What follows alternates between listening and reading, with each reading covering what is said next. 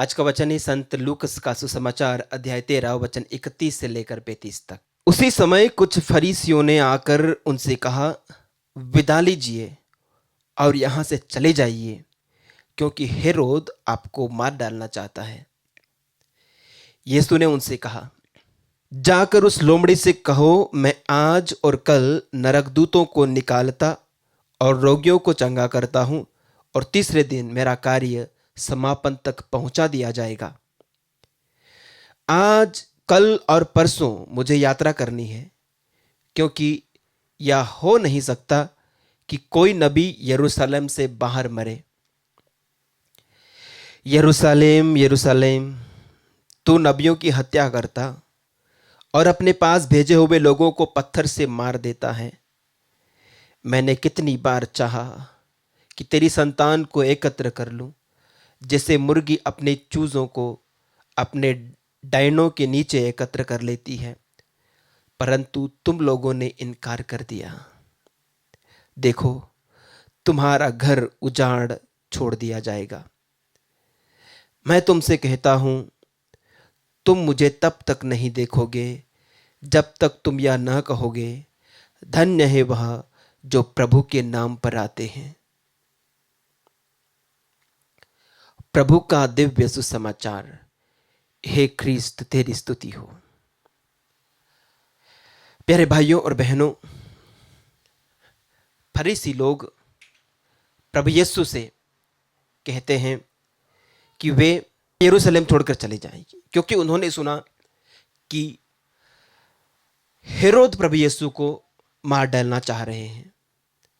और प्रभु यीशु की हिम्मत देखिए, वो कहते हैं, उनको जवाब देते हैं कि जाकर उस लोमड़ी से कह दो कि मैं आज और कल नरकदूतों को निकालता हूं और रोगियों को चंगा करता हूं, और तीसरे दिन मेरा कार्य समापन तक पहुंचा दिया जाएगा।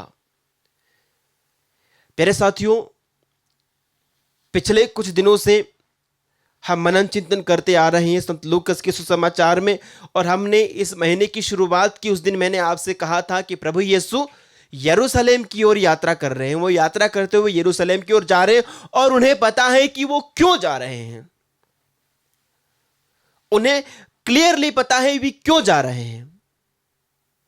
वे अपनी मृत्यु, पुनरुत्थान और स्वर्गारोहण के लिए यरूशलेम में जा रहे हैं। और उन्होंने कहा है कि आज के समाचार में कि यह हो नहीं सकता कि कोई नबी यरूशलेम से बाहर मरे। उनका मरना, वो भी यरूशलेम में, ये तय था। मेरे साथियों, यदि आपको कोई ये कंफर्म कह दे कि भाई आप फलाना जगह जाओगे तो वहां पर आपको मार डालेंगे, आप क्या करोगे? आपको यह कह दिया कि उस दिन वहां मत जाना, वहां पर आपकी मौत है निश्चित तौर पर। कोई ऐसा ही कैलकुलेशन नहीं है, निश्चित तौर पर आप उस दिन मर जाओगे, आपको वहां मार दिया जाएगा। आप क्या करोगे? हम में से किसी को भी अपनी मृत्यु के बारे में वास्तव में कंफर्म पता नहीं है। कोई भी हमें इतना कंफर्म नहीं बता सकता कि आप मर जाओगे, इस दिन मर जाओगे। हम मरेंगे ये तो सबको पता, ये तो कंफर्म है कि मैं मरूंगा, एक दिन मैं मरूंगा, लेकिन कब मर जाऊंगा? प्रभु यीशु को यह पूरी तरह से कंफर्म पता था कि वे यरूशलेम जाएंगे और किस तरह से उनकी मौत होगी, कैसे तड़पा तड़पा कर उनको मारा जाएगा, वो उनको पता था। लेकिन फिर भी वो जाते हैं, वो जाते हैं यरूशलेम में। संत लूकस का सुसमाचार अध्याय 12 के वचन 50 में वे कहते हैं, मुझे एक बपतिस्मा लेना है, और जब तक वह नहीं हो जाता मैं कितना व्याकुल हूं। हमें ज्ञात है कि प्रभु ने एक बपतिस्मा लिया यरदन नदी में यूहन्ना बपतिस्ता से, और उसके बाद प्रभु कह रहे हैं मुझे एक और बपतिस्मा लेना है, और उस बपतिस्मा को लेने के लिए मैं कितना व्याकुल हूं जब तक वो नहीं हो जाता। ये कौन सा बपतिस्मा था? ये सूली पर, क्रूस पर उनका बपतिस्मा था। अपने लहू को बहा करके हमारे पापों के लिए, हमारे उद्धार के लिए, हमें क्षमा दिलाने के लिए जब वो वहां सूली पर लटका, वो उनका दूसरा बपतिस्मा था, वो रक्त का बपतिस्मा, जिस रक्त के द्वारा हमारा उद्धार हुआ। और प्रभु यीशु उस बलि के लिए अपने आप को कुर्बान करने के लिए व्याकुल थे, बेचैन थे। He was restless until he accomplished that. क्यों? यह कैसी बेचैनी थी? यह कैसी व्याकुलता थी? What sort of restlessness was this? ये रेस्टलेसनेस, ये व्याकुलता हमारे प्रति उनका प्रेम था, मानवता के प्रति, मानव जाति के प्रति उनका प्रेम ही था, जिसे वो प्रेम को वो अपनी परिपूर्णता तक पहुंचा रहे थे। एक तस्वीर मुझे याद आती है जिसमें एक क्रूस है और क्रूस पर प्रभु का कफन लटका हुआ है। उसके नीचे एक कैप्शन लिखा रहता है, I ask God how much do you love me, he stretched out his hands and died on the cross saying this much. मैंने प्रभु से पूछा, प्रभु तू मुझसे कितना प्यार करता है? और उन्होंने अपनी भुजाएं क्रूस पर पसारी और कहा इतना, और उसने अपने प्राण त्याग दिए। इतना प्यार करता है। जब कोई ये कहे इतना मैं प्यार करता हूं, इसका क्या मतलब है? इतना प्यार मतलब बहुत सारा, बहुत सारा। कोई बच्चे आपसे कहें कि आप मुझे कितनी चॉकलेट दोगे, आप उससे कहोगे मैं तुम्हें इतनी सारी चॉकलेट दूंगा, मतलब असीमित, गिनती नहीं है, मेजर नहीं है, नाप नहीं है, सीमा नहीं है उसके प्रेम की।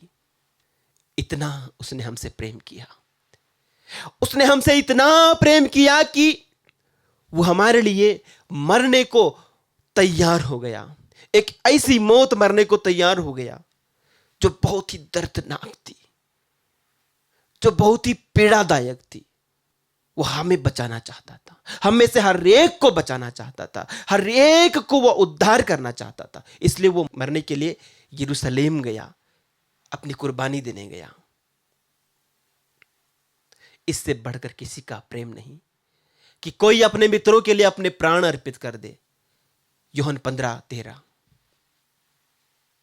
पिता ने संसार से इतना प्रेम किया कि उसने उसके लिए अपने इकलौते पुत्र, अपने परम प्रिय पुत्र को दे दिया, ताकि जो कोई उनमें विश्वास करे उनका नाश न हो, बल्कि वे अनंत जीवन प्राप्त करे। यह अनंत जीवन दिलाना ही उनका एकमात्र मकसद था। संसार से इतना प्रेम किया, अपने इकलौते, अपने परम प्रिय पुत्र को उन्होंने दे दिया, जिसके बारे में वे कहते हैं ये मेरा परम प्रिय पुत्र है। संसार के सामने जब उनका इंट्रोडक्शन करने की बात आई, जब उनका परिचय प्रभु ने कराया, पिता ईश्वर ने अपने बेटे का परिचय इस रूप में दिया कि ये मेरा परम प्रिय पुत्र है, सबसे अधिक मैं जिसे प्रेम करता हूं ये मेरा परम प्रिय पुत्र है, उसको मैंने तुम्हारे लिए दे दिया। मेरे साथियों, प्रभु के इस प्रेम में कुर्बानी को हम कितना तवज्जो देते हैं, हम कितनी अहमियत देते हैं, हम कितना महत्व देते हैं। हमारा जीवन ये दिखाता है कि हम उसके प्रेम की कितनी कदर करते हैं। आइए अपने जीवन में झांक करके देखें, आइए अपने हृदय को टटोल करके देखें, आइए अपने व्यवहार को, अपने दैनिक जीवन की गतिविधियों को, अपने कामकाज को, अपने विचारों को परख कर देखें। प्रभु के इस प्रेम के प्रति मेरा क्या रिस्पॉन्स है, मेरा क्या प्रत्युत्तर है, मैं कैसे इस प्रेम का जवाब दे रहा हूं? क्या मैं प्रभु से वैसे ही प्रेम कर पा रहा हूं? प्रिय साथियों, वचन में लिखा है प्रभु ने मार्था से प्रेम किया, लेकिन मरियम ने प्रभु से प्रेम किया। प्रभु ने पूरे संसार से प्रेम किया है, लेकिन उस संसार के लोगों ने प्रभु से कितना प्रेम किया, ये बहुत मायने रखता है। मरियम ने प्रेम दिखलाया प्रभु के प्रति उनकी वचनों को सुनकर, उनकी वाणी को सुनकर। और प्रभु यही चाहते हैं, वही उनके सच्चे रिश्तेदार बन जाते हैं जो उनके वचनों को सुनते और उन पर चलते हैं। आइए हम प्रभु के इस प्रेम के प्रति खुद प्रभु को प्रेम करते हुए प्रत्युत्तर दें, अपने जीवन को उनके वचनों के अनुसार चलाने का हम पूरा प्रयत्न करें। आमीन।